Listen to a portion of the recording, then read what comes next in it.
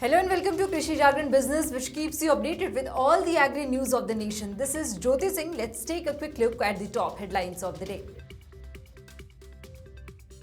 AAHAR 2023 Narendra Singh Tomar endorses Plant-Based Food Industry Association dawn of a plant-based conference in New Delhi. Government to provide financial assistance to eligible agencies to promote geographical indications. The Food Safety and Standard Authority of India directs official to clear imported consignments of pulses and edible oils in time. Antibiotics given to livestock deplete soil, carbon and affect climate, India Institute of Science study.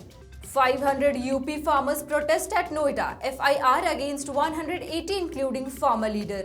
Relief to farmer as HAFED starts mustard seed procurement. Selection of Wasteland clusters to be converted into agricultural land, says collector. Tamil Nadu unveils organic farming policy with a focus on promoting chemical-free agriculture. 100 food processing centers to be established in Koppal, Karnataka, CM Bommai.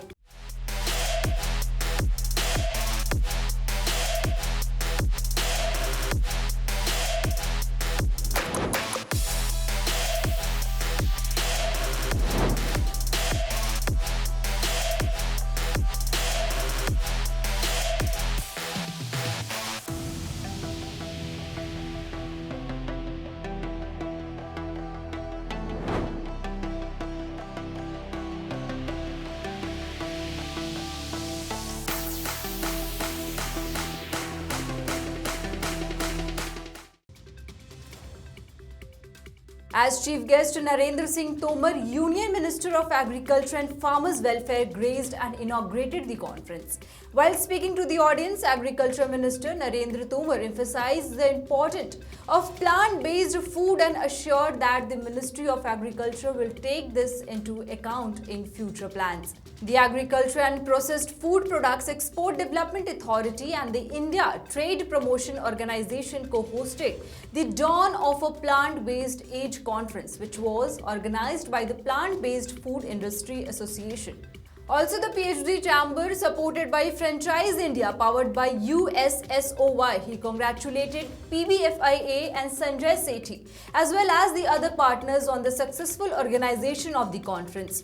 He also asked Dr. Sudhanshu to look into where the plant-based milk regulations are stuck. He also discussed regenerative agriculture, intercropping and soya bean and millet. The government will provide financial assistance to eligible agencies for initiative promoting geographical indications product. The Department for the Promotion of Industry and Internal Trade has issued operational guideline for financial assistance for GI promotion initiative. DPIIT is a division of the Ministry of Commerce and Industry that deals with investment and intellectual property right. And a geographical indication and a type of IPR is primarily an agricultural nature or manufactured product originating in a specific geographical territory. Typically, such a name conveys a guarantee of high quality which is essentially attributable to the place of its origin. So if we talk about some GI products are basmati rice, Darjeeling tea, Chanderi fabric, Mysuri silk, Kulu shawl and Tangra tea are some of the well-known GI products. The Food Safety and Standards Authority of India has instructed regional directors and authorized officers to clear imports of pulses and edible oils at the country's ports in a timely manner. This arrives after it gained a reference from the Agriculture Ministry and Consumer Affairs Ministry for the facilitation of a timely processing and clearance of imported consignment of food grains including pulses and crude oil of edible grade. All authorized officers are directed to enable and carry out food import clearance process of all such imported consignments without delay, said FSSAI in an order issued on March 7. Researchers at the Indian Institute of Science Center for Ecological Science discovered that livestock grazing result in lower carbon storage in soil than wild herbivore grazing. CES researchers discovered that this difference appears to be due to the use of veterinary antibiotics such as tetracycline on livestock in a study conducted in the Spiti region of the Himalayas and published in Global Change Biology.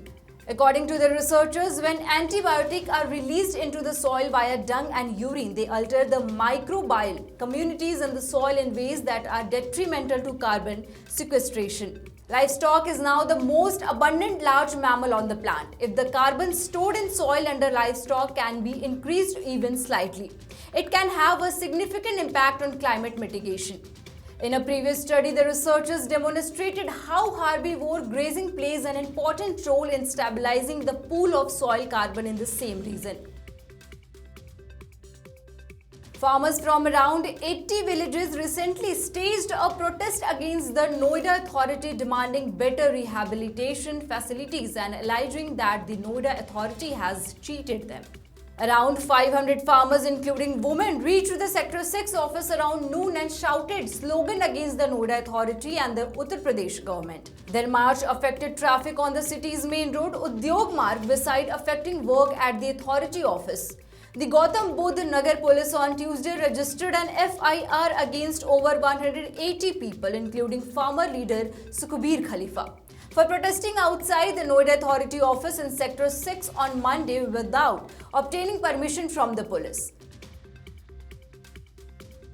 The Haryana State Cooperative Supply and Marketing Federation Limited has started with the procurement of oilseeds as a relief to the mustard farmers who had started with the sale of their produce. There were around 110 quintals of stock with the government agency at the Ladwa Grain Market, which is the purchase center of Kurukshetra. The HAFED issued a directive to the district managers on Monday stating that in order to ensure stabilization of the market and farmer interest, HAFED will begin the commercial procurement of mustard seeds. This will conform to the fair average quality specification of the government at Rs 5,450 quintal, coming into effect from March 14th. Selection of Wasteland clusters to be converted into agricultural land is being expedited across the district, as said Collector S. Anish Sekhar here on Tuesday. The collector, along with the Joint Director of Agriculture T. Vivekanandan and Deputy Director of Horticulture Revati, reviewed the project carried out under the Calagrian All Village Integrated Agriculture Development Program here at Chelampatti Village Panchayat Union. According to a press release, the program aims at the overall development of villages and transforming them to be self-sufficient. The program is being implemented in a total of 112 village panchayats in the district.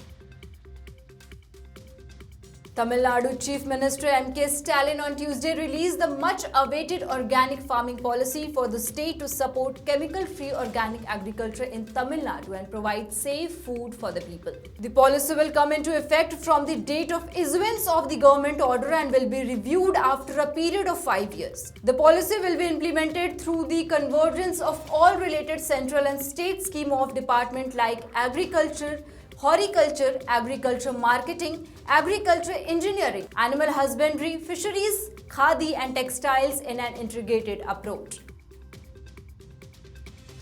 Karnataka Chief Minister Basavarav Bommai on Tuesday announced that 100 food processing units will be established in the Koppal district so that the crops grown by farmers can be processed and sold in brand name markets so that farmers get a good price for their products. Speaking after the inaugurating the conference of the beneficiaries of the state and union government schemes here on Tuesday, the CM said, the government linked the Koppal lift irrigation scheme to be Narayanpura scheme and provide 1.8 TMC FT of the Godavari water here. The scheme had been delayed, saying that it is the Scheme B project. That's all for today's news. For more updates on agri-news, stay tuned with Krishi Jagran Business.